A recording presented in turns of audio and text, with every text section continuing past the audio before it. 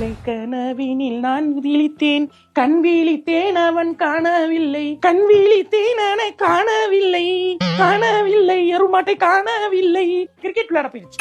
ஞாயிற்றுக்கிழமை ஆனா போதும், கிரிக்கெட் விளையாடுறதுக்கு ஒரு 10 பேர் இருக்காங்க. குழந்தை குட்டி இருக்கா, அவங்களுக்கு எல்லாம் குடும்பம் இருக்கா என்னன்னே தெரியல. ஞாயிற்றுக்கிழமை ஆனா காலையில கிளம்பிடும்.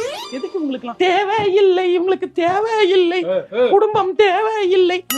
இந்த பாத்ரூம் தான் போயிட்டு வந்தேன், அதுக்குள்ளே ஆட்டம் ஆடிக்கிட்டு இருக்கேன். பாத்ரூம் போனாலும் இப்ப எங்க போறீங்க? கிரிக்கெட் போக தானே போறீங்க. உண்மையை தானே சொல்றேன். இல்ல கிரிக்கெட் தானே விளையாட போறேன் நானு. கிரிக்கெட் நாங்க போகல, லேடிஸ் எல்லாம் நாங்க வீட்டுல தான் இருக்கோம். நாங்க போகல. நாங்க கிரிக்கெட் விளையாடுறோம், ஷட்டில் கார்க் விளையாடுறோம், பிக்கிள் பால் விளையாடுறோம் போறோமா? இல்ல இல்ல இல்ல நான் அதுக்கு சொல்லடா.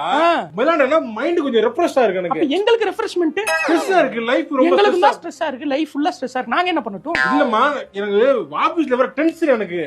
இப்ப நான் வேலைக்கு போகல ஆபீஸ்ல, அது வந்து சொல்ல முடியாது. இல்ல ஆபீஸ் போறேன் எது கேட்டாலும் ஆபீஸ் டென்ஷன் அது இதுன்றீங்க. ஜாலியா தானே இருக்கீங்க, உங்களுக்கு என்ன கவலை? ஜாலியா இருக்கீங்க, ஜாலியா கிரிக்கெட் விளையாட போறீங்க ஞாயிற்றுக்கிழமை. போங்க போங்க, அதான் உங்களுக்கு குடும்பம் இல்ல நான் ஆயிடுச்சு, கிரிக்கெட் விளையாட போறீங்களா? போறேன்னு சொல்லி ஜாலியா போய் விளையாடிட்டு வாங்க. ஜாலியான்னு நல்லா சொல்லலாம். ஜாலியா விளையாடுங்க.